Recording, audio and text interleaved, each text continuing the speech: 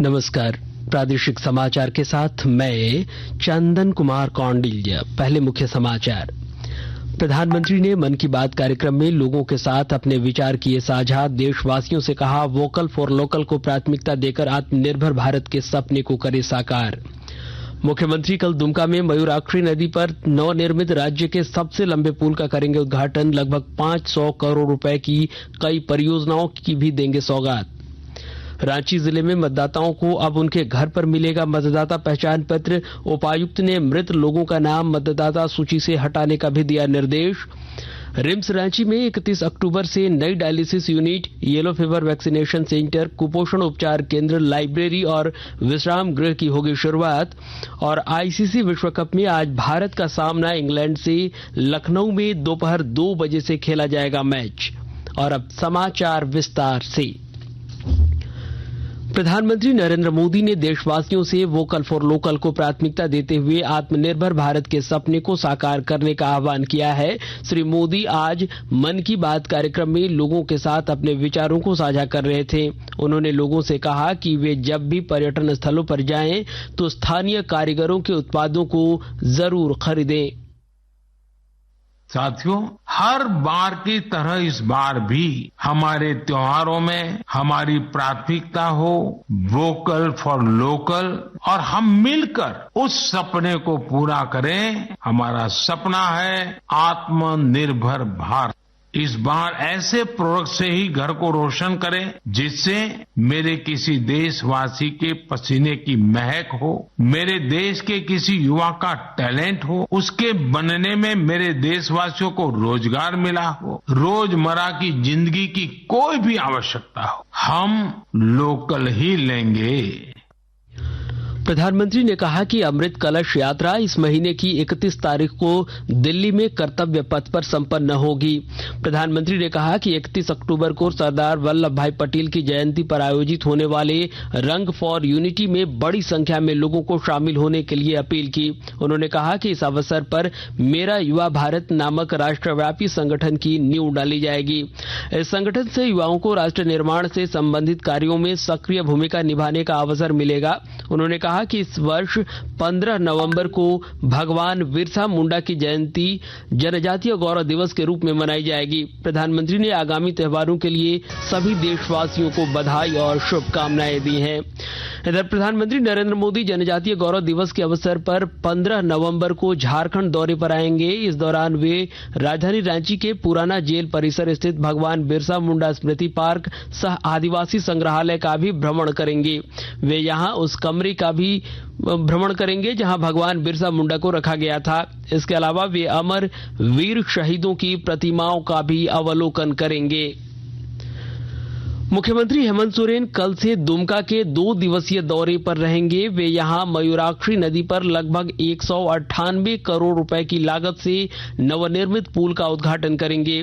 2340 metre लंबा और 16 metre चौड़ा यह राज्य का सबसे बड़ा पुल होगा। इस पुल से कुमड़ाबाद और मसलिया सीधे जुड़ जाएंगे। इस मौके पर मुख्यमंत्री लगभग 534 करोड़ रुपए की विभिन्न योजनाओं का उद्घाटन और शिलान्यास भी करेंगे।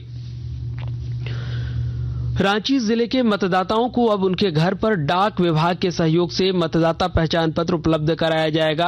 रांची के जिला निर्वाचन पदाधिकारी सह उपायुक्त राहुल कुमार सिन्हा ने कल संक्षिप्त मतदाता सूची पुनरीक्षण कार्य की समीक्षा करते हुए अधिकारियों को कई अहम निर्देश दिए। उन्होंने अधिकारियों से कहा कि मृत लोगों का नाम मतदाता सूची से हटाने को सुनिश्चित करें। उन्होंने कहा कि 28 नवंबर को आदिम जनजाति, 29 नवंबर को बेघर लोगों, 30 नवंबर को 80 वर्ष से ज्यादा आयु के नागरिकों, 2 दिसंबर को थर्ड जेंडर और 3 दिसंबर को दिव्यांग मतदाताओं के नाम जोड़ने और सुधार के लिए विशेष अभियान चलेगा। और आकाशवाणी के ताजा तरीन समाचारों के लिए आप हमारी वेबसाइट newsonair.com पर लॉग इन कर सकते हैं। ताजा समाचार X handle @AIR news alerts और Facebook page All India Radio news पर भी उपलब्ध है। आप प्रादेशिक समाचार एकांश के X handle @AIR news _Ranchi और फेसबुक, इंस्टाग्राम पेज और YouTube channel AIR news Ranchi पर भी हमारे बुलेटिन सुन सकते हैं। प्रादेशिक समाचार आप आकाशवाणी रांची से सुन रहे हैं।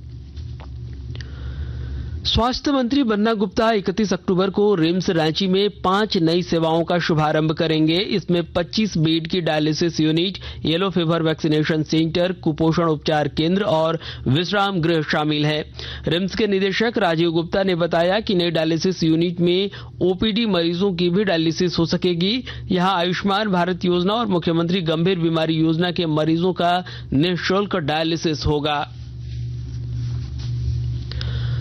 राज्य के सरकारी विद्यालयों में वोकेशनल कोर्सेज के विद्यार्थियों को अब 80 घंटे का इंटर्नशिप करना अनिवार्य होगा। इस दौरान डीबीटी के माध्यम से उन्हें स्टाइपेंड के रूप में 1200 रुपए दिए जाएंगे। वहीं इंडस्ट्रियल विजिट के लिए विद्यालयों को 7500 रुपए दिए जाएंगे। इंडस्ट्रियल विजिट के लिए प्रत्येक विजिट स्कूलों को 7500 रुपए दिए जाएंगे। और भारतीय प्रबंधन संस्थान रांची और केंद्रीय कौशल विकास मंत्रालय के सहयोग से झारखंड और तमिलनाडु में संचालित 2 वर्षीय महात्मा गांधी नेशनल फेलोशिप का समापन कार्यक्रम कल आयोजित हुआ। इस मौके पर आईआईएम रांची के प्रोफेसर गौरव मराठे ने बताया कि नेशनल फेलोशिप के तहत 60 युवाओं ने दोनों राज्यों में इकोसिस्टम को मजबूत करने की दिशा में काम किया। साहिबगंज जिले में प्रधानमंत्री विश्वकर्मा योजना से जुड़कर कामगार महिलाएं स्वावलंबी बन रही हैं और जानकारी दे रहे हैं हमारे संवाददाता। भारत सरकार की महत्वाकांक्षी योजनाओं में से एक प्रधानमंत्री विश्वकर्मा योजना के अंतर्गत साहिबगंज जिले के सदर प्रखंड के कुदरजन्ना की महिलाएं स्वावलंबन की दिशा में नया आयाम स्थापित कर रही हैं। इन महिलाओं ने नन्ही पहल के तहत कॉन्ट्रासेप्टिक बॉक्स का निर्माण कर न सिर्फ साहिबगंज बल्कि राज्य के कई जिलों में भी भेजा था। साहिबगंज सदर में जेएसएलपीएस के प्रखंड प्रबंधक अनंत सिन्हा ने बताया कि सन 2016 में इन महिलाओं के 5 समूहों को बनाया गया था। स्वास्थ्य विभाग ने इन्हें 6000 कॉन्ट्रासेप्टिक बॉक्स निर्माण करने का ऑर्डर दिया था। अभी महिलाओं को बढ़ई के काम का प्रशिक्षण दिया गया है। इन्हें अभी प्रधानमंत्री विश्वकर्मा योजना से जोड़ा गया है, जिसका लाभ इन्हें भविष्य में मिलेगा। आनंद कुमार ओझा, आकाशवाणी समाचार, Sahibganj. Jharkhand chamber of commerce की महिला उद्यमिता उप समिति और टैफी का 2 दिवसीय बिजनेस मीट 7 नवंबर से शुरू होगा। राजधानी रांची में आयोजित होने वाले इस बिजनेस मीट का मकसद कुटीर उद्योगों को प्रोत्साहन देना है। और आईसीसी विश्व कप में आज भारत का सामना इंग्लैंड से होगा।